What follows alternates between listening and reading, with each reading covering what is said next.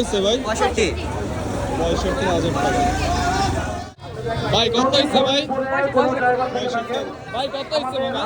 ভাই 88,000 টাকা। আমাদের হাতে সেই সময় কত হইছে ভাই? মাধ্যম দেওয়া হবে। কত হইছে ভাই? 1 লাখ ভাই 1 লাখ 1 লাখ টাকা।